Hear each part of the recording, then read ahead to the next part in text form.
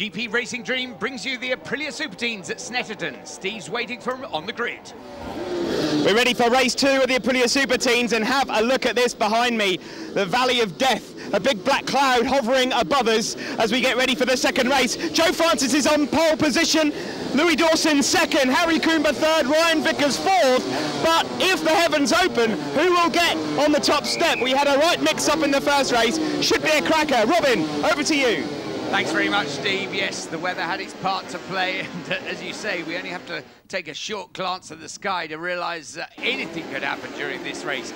Not only are there spots of rain around, but the wind really getting up as well, and these youngsters aged between 12 and 18 years old have to face not just these changing conditions, look at that, into the storm, but also this new circuit here at Snetterton, the Snetterton 300, the most substantially redeveloped circuit now in the country, Steve.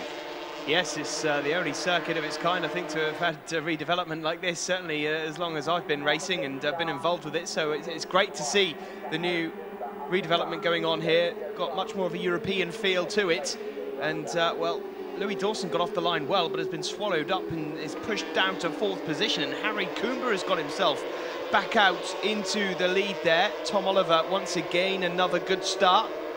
So will we get a similar race result as we did in race 1? Of course, championship leader Tom Oliver went down. Joe Francis, the newcomer, second overall, also went down. So in a way, I suppose Tom Oliver could be thanking his lucky stars that he wasn't the only one to taste the muck there. Yeah, well, it's the first time we've seen him pop a bike down this year. I think his only previous DNF was a mechanical, so it has been an extraordinary season thus far for number 20, Tom Oliver. Well, there you see the red helmet of Joe Francis, the newcomer. He's got rid of his orange bib now, number 40. He's leading as they make their way into the bomb hole.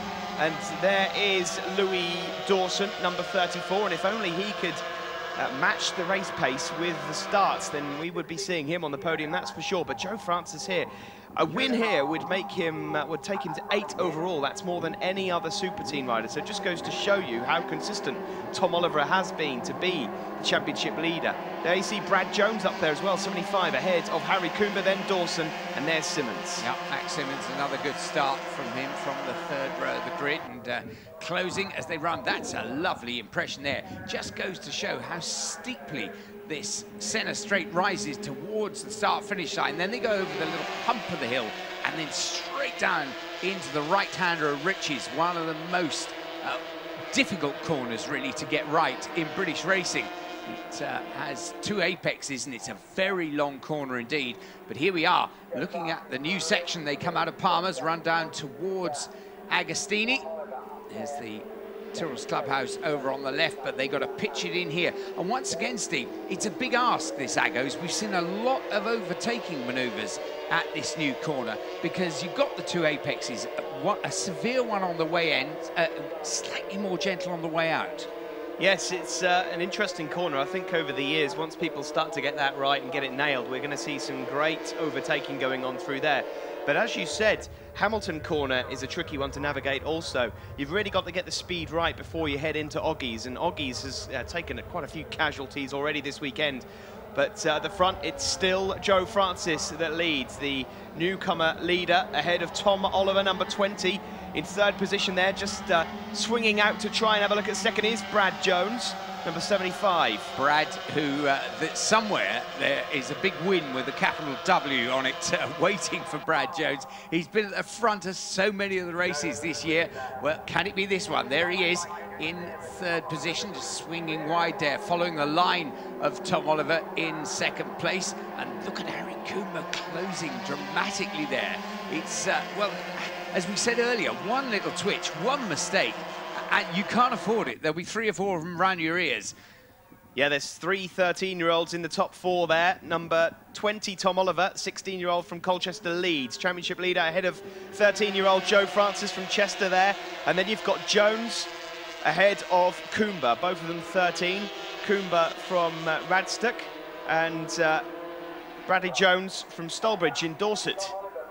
Yes, there's a good mixture of regional accents we got in this series this year, but here they come on the charge. Joe Francis, the old red top there, just up the inside. And I tell you what, one of the great things also, I think, about Tom Oliver being championship leader, the way he's done it this year, you're right, he's picked a lot of wins, but he still stayed very racy with it. There are some youngsters, some non-youngsters right the way up the tree, who if they had a championship lead that they thought was relatively secure, would start to play safe. Great thing about Tom Oliver is he wants to win every time he gets on the bike. Yeah, he's got 7 wins of his own, so he's not one of those riders that just always settles for second and third, like you say. He's definitely got the racecraft, and there you see, around the outside, into what used to be the S's, but through Brundle, and then into Nelson. Right, sort out behind too as they came out of the bridge. Harry Coomber moving up into 3rd place there, and Max Simmons just nicking into 4th, and Brad Jones losing out slightly in the fumble there.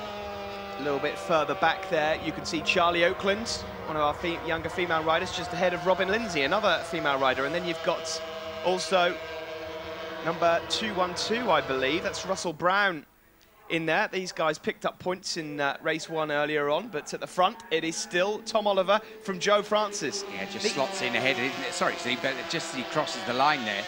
Just to mention Charlie Oakland, I think she finished 11th in the earlier race, equaling her highest ever finish in the Aprilia Super Teams, I think. Yeah, and there's Ryan Vickers, who was on the front row, who we spoke to with the orange bib on there. Ryan, who lives just down the road in Thetford. But these two at the front here, Robin, number 20, Tom Oliver, and Joe Francis, who just goes into the lead. Difficult to see anybody else shifting these two for the overall title this year.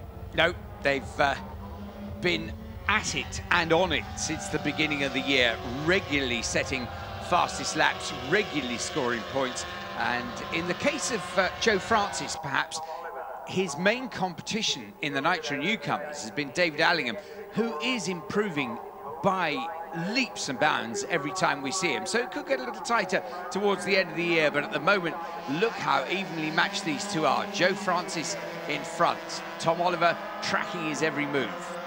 Yeah, I think David Allingham's plans for next season were to race in the Aprilia Super Teams again, given the fact this is his rookie season, but his height at the moment, a considerable disadvantage. And I have spoken to him, and he's whispered the fact of the Aprilia 450, which is, of course, the natural next step for these riders. And that's another programme that you'll be able to catch from Snetterton also here on British Eurosport. A little bit further down, that's George Stanley, number 5. Yep. Currently, where is he's doing quite well. He's in the points at the moment. Yep, we see George again regularly getting into the points over the last few events, but the weather closing in now, and look at this, they come down Bentley, and you can see how disgusting these conditions are. Under the bridge goes Harry Coomber in 3rd, still ahead of Max Simmons and Brad Jones, but at the front it is Joe Francis, still just from Tom Oliver. And, well, lots of... Well, these conditions are pretty treacherous now. Of course, all of these riders on the road legal tyres, the Dunlops. Let's have a look and see what's happening. You have to remember that although these tyres are very, very grippy, well, you can see it's really raining now, and, well, the riders can put their arms up all they like, but until race director puts the red flags out, you're not going to see one. But I don't think we're far away from that, Robin. This is awful. It's disgusting, and really, yep, the hands in the air there, because the marshals have put the red flags out. That'll be at the behest of race control.